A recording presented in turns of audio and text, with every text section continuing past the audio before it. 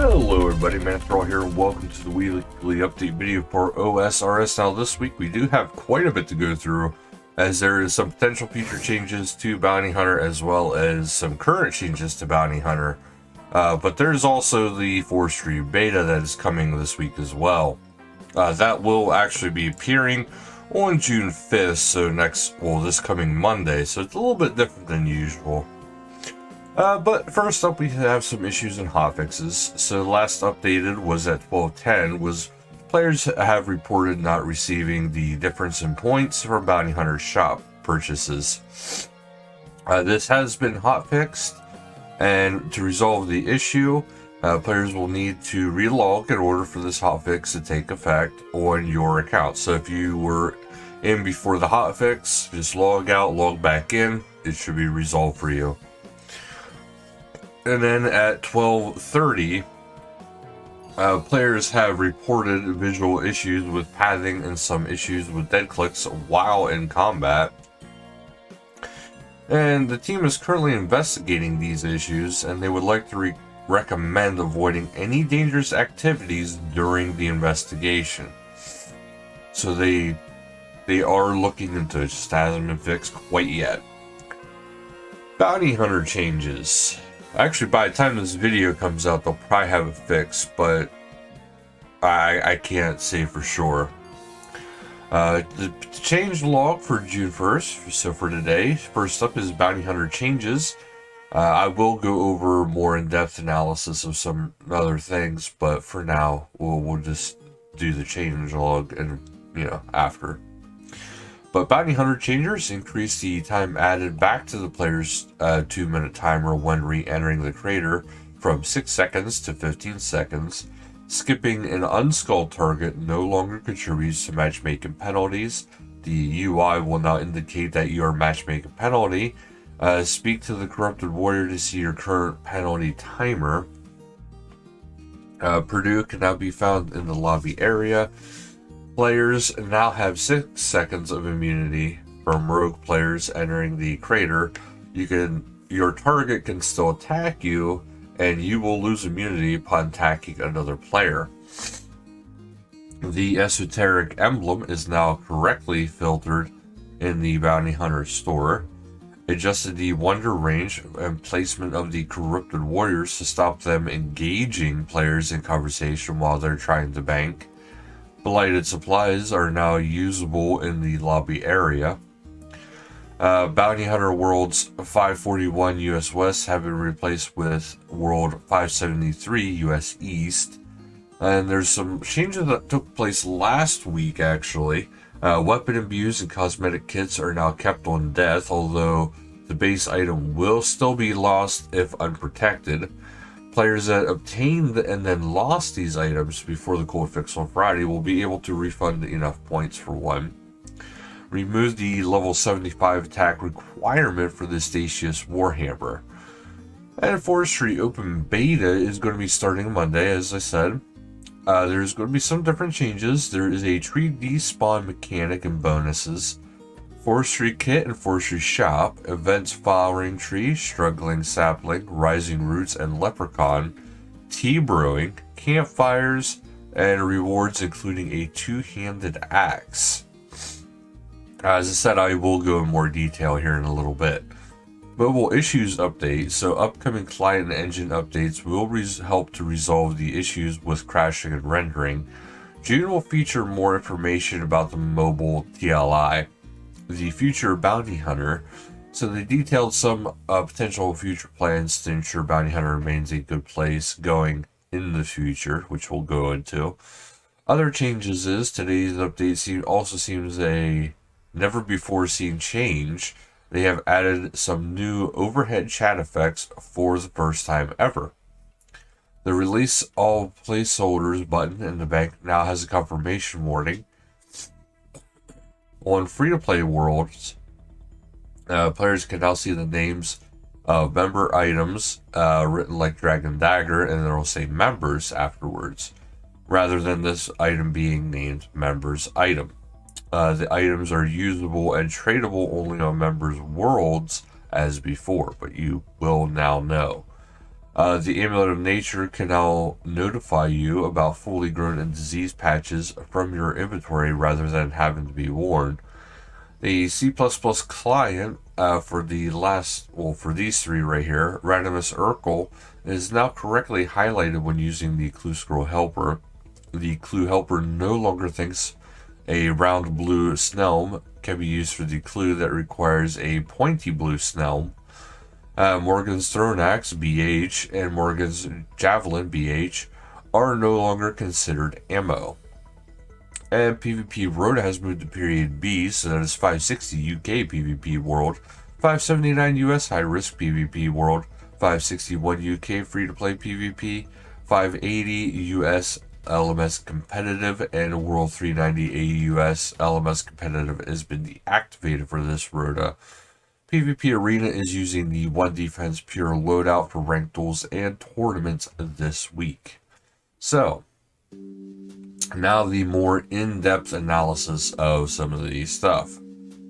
So as we've discussed, there is quite a few of these topics that have already been shortened and we actually already discussed. But now there's the esoteric emblems now correctly filtered, and they have a few price changes. And price changes is one thing I want to go into depth about. So Vesta's body, it's going to go current cost and then new costs for each of these items to speed up the overall thing here. Vesta's body went from 800 to 600. Vesta's plate skirt 750 to 550. Statia's full helm 550 to 400. Statia's plate body 800 to 600. Statia's plate legs 650 to 500. Morgan's coif 550 to 400. Morgan's top 800 to 600. Morgan's bottom 650 to 500. Zuriel's hood 400 to 300. Zuriel top 650 to 500. Zuriel bottoms 550 to 400. Vesta's longsword 750 to 650. Vesta's spear 400 to 300. Statia's warhammer 550 to 450. Morgan's Morgan's axe 400 to 300. Morgan's javelin 650 to 550. Zuriel's staff 400 to 300. Target teleport scroll 1000 to 500. Blighted Karam 10 per 12 to 2 per 15. Blighted Manta 10 per 15 to 2 per 15. Blighted Angler 10 per 15 to 2 per 15. Blighted Restore 10 per 4 to 2 per 4.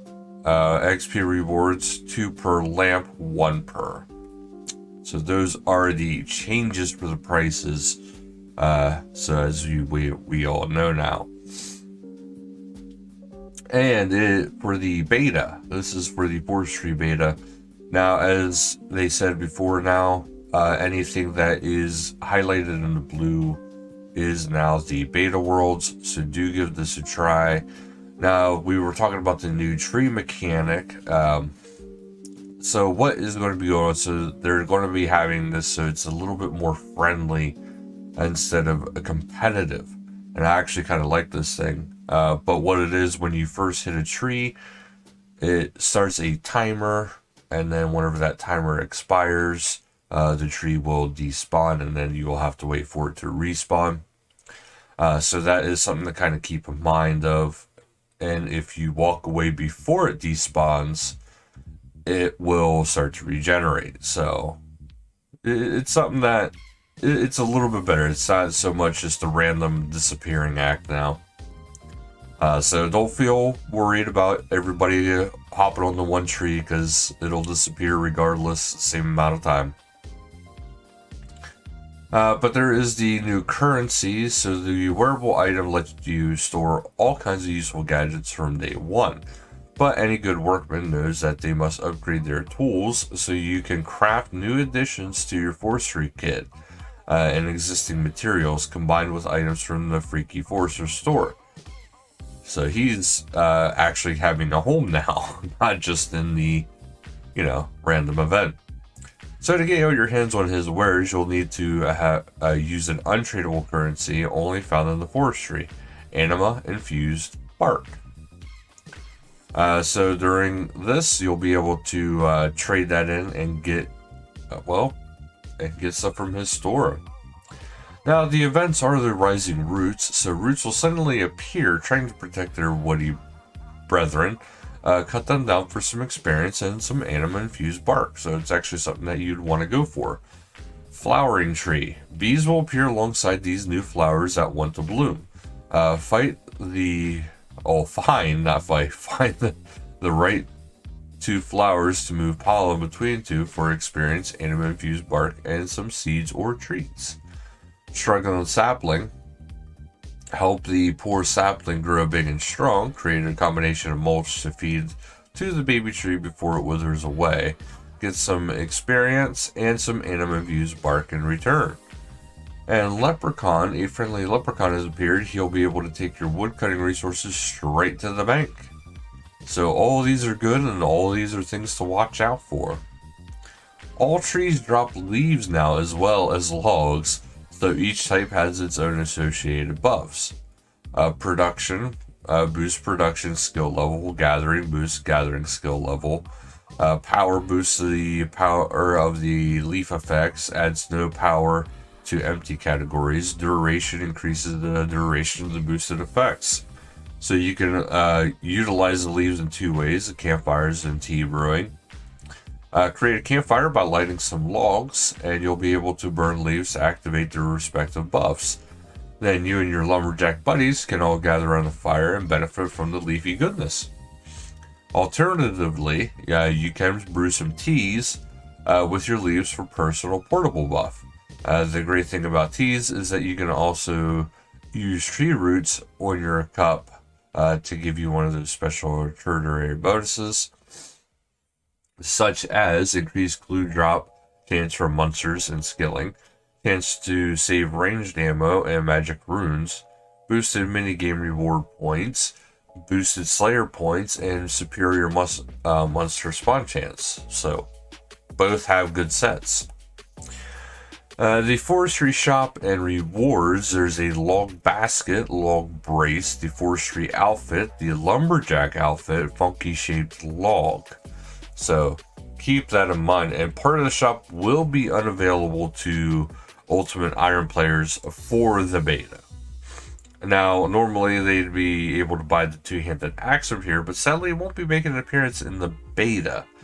So the shop will have the two-handed axe, but just not quite yet. And I do believe that is most of this stuff, except for the future bounty hunter here, which we have the earning potential system, so the EP for short.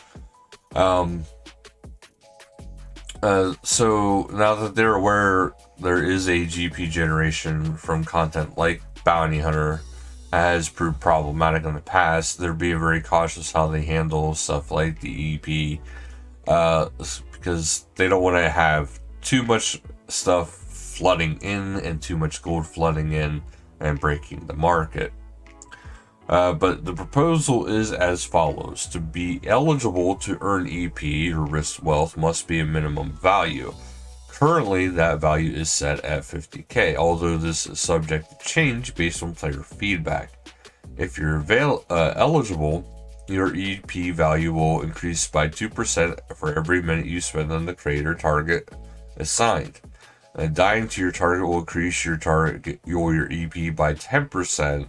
This can only happen every 15 minutes, and you may only accumulate a maximum of 40% EP in this manner. Successfully killing a target will crash your EP and reward you with the bounty crate. Higher EP equals higher value crates. Obtaining a bounty hunter crate will reset your EP value to 0%. In addition, your EP value will not be reset on death or leaving the crater. You cannot gain EP value if you don't meet the minimum risk. You cannot gain EP value if you're currently on the matchmaking penalty. You cannot gain EP value if you're not on the crater itself. You'll receive a notification in the chat box letting you know that you're eligible to earn EP when a target is assigned, or letting you know that you're not eligible for EP for any of the reasons above. So here is the different categories for for the bounty hunter crates. You got the EP value, then GP. So anything under 19% is 20k, 20 to 29%, 50k, 30 to 39%, 100k, 40 to 49%, 150k, 50 to 59%, 200k, 60 to 69%, 250k, 70 to 79%, 300k, 80 to 89%, 350k, 90 to 99%, 400k, and then at 100% a whopping 500k. So it's something to kind of keep in mind. There's also boosting in Bounty Hunter. With the previous section in mind, this feels like the opportune moment to talk about boosting. They said, although this iteration of Bounty Hunter rewards are almost untradeable, where there's a will, there's a way, and a certain unscrupulous players have been bolstering their points by nefarious means over the last week. So, needless to say, they're disappointed in these players exploiting the lower population of certain worlds to sell kills, is diluting the matchmaking pool. So, there is people out there selling kills. But this is ultimately griefing those who have been waiting for this minigame to return for a while. To make things clear, they know there's a big difference between exploiting the game and helping your friends through a bit of tough combat or content. The latter is a key part of MMO experience, after all. Didn't mean to do that. The difference is that nobody's ability to engage complete, let's say, Tombs of Masca is impacted by a few friends agreeing to carry their friend through if they so can get the Grandmaster Speedrun Combat Achievement. However, someone's ability to engage in Honor PvP and Bounty Hunter is massively impacting if most of their opponents are only there to sell kills and have no interest in properly engaging in the minigame. So obviously they want to solve this issue by reducing the number of eligible worlds back down to 2, so they don't want to further diminish the experience from players outside the UK and US regions. So instead, from tomorrow, they're going to be issuing punishments to players involved in the boosting and Bounty Hunter. If we detect that you are buying kills, selling kills, or even participating in boosting chat or clan, you will be banned. So this is a new punishable offense, guys. This isn't a decision they take lightly, but Old School RuneScape is a community-driven game. And Bounty Hunter has been seriously impacted by the actions of a few bad apples in the past. So if you are actively undermining this experience and for other players, you will be removed from the game. Now, with a bit of unpleasantness out of the way, here's some other changes they want to make. So basically, just don't be a jerk. Don't ruin the game for other people. But it is now something that is going to be punishable. There's some esoteric emblem adjustments. So, as they were mentioning, the one suggestion was to tweak the way the emblem work and the points work. So currently you need a score of 9 target kills in a row to secure a tier 10 emblem. Although you can hand them in sooner, it's not always easy to step back from a winning streak. And losing it all at the last hurdle doesn't feel great. So, here are the proposed changes. Killing your target will reward 2 BH points, and your level your emblem up by a tier. This behavior is unchanged, but kill milestones at 10, 50, 150 in kill increments will also remain as they are. Killing a target with emblem of their own no longer award additional points, meaning if you kill a target who had a tier 9 emblem, you won't receive any extra points. Dying with an emblem will reduce its tier by 1 rather than deleting it outright. So this means that dying with a tier 9 emblem will downgrade it to tier 8. So if you have a tier 1 emblem, you will lose it, but otherwise, if you have above that, you're kind of safe. It just kind of bites.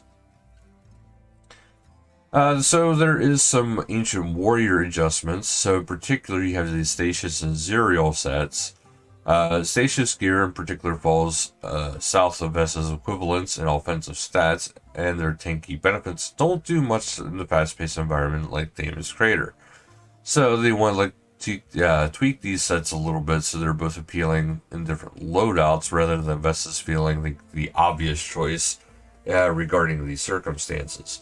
Additionally, while it's true magic doesn't thrive inside the crater, they feel like giving Zuriel set a little extra oomph might make the playstyle a little bit more appealing.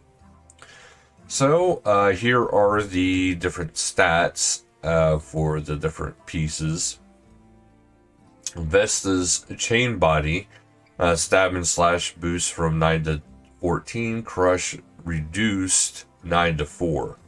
Vesta's blade skirt, stab and slash increased 7 to 10, and crush is reduced 7 to 3. Statia's full helm, stab and slash reduced 3 to 1, and crush is increased 5 to 6. Statia's plate body, stab and slash reduced by 5 to 2, crush increased from 7 to 14, and prayer bonus increased from 1 to 3. That does not apply to the corrupt variant. Statia's plate legs, stab and slash reduced from 3 to 1, crush increased 5 to 10, and the prayer bonus increase is 1 to 3, again, not for corrupted Statia's. Zuriel's magic hood, magic damage increased by 1%. Zuriel robe top, a magic damage increased by 3%. And the robe bottom magic damage increases from 2%. So it's kind of something to kind of keep in mind. They're also looking to change some tweaks into the Vesta's spear. Currently, the weapon has a special attack that consumes 50% of your special attack, damage up to 16 targets within 8 tiles around you, and makes you immune to melee for 4.8 seconds. That seems pretty cool on paper, but in the 1v1 environment like Bounty Hunter, it's basically kind of useless. So there's something to think about. So they are suggesting to rework the special attack that impales one enemy for up to 100% of your max hit, then performs a second hit, which would fall between 25 to 75% of the initial damage as you yoink the spear back out.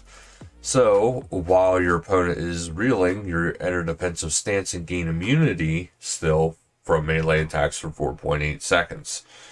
So that's one thing they're proposing, but again, that's going to be up to us basically. Yeah. There is also a close eye being kept on the feedback following the launch, including teleports within the crater, the dark bow imbue, the void waker, minimum copper deposits, and more. So keep that in mind. There's also another change, and I've seen this, and I was surprised it wasn't up top. But as you can see, there is going to be some different things here. There is some new commands for voice chat. The new commands are Rainbow and Pattern XYZ. So the first straightforward pattern allows players to send chat messages in multiple colors, where the pattern of 1 to 8 colors will be stretched across the length of the text. So as you can see here, you have here we go. So you would have, for example, pattern Q3, Q3, Q3, Q3, and I am a bumblebee will result in the message between black and yellow 4 times, left to right. So Q being black itself, and then 3 being a nice popping yellow. And then, but as you can see, all the different colors have a different command, so you can just kind of filter it that way. You just say pattern and then whichever one lines up. But for those who are interested in that, you might want to get yourself a piece of paper or take a picture, whatever you want to do, and this way you can see the different colors now. And crack the clue, normally I would read this to you guys, but I don't know if this is in Morse code or what in the world this would be. This is definitely something I'm not used to seeing. It's just a bunch of white dots on the paper.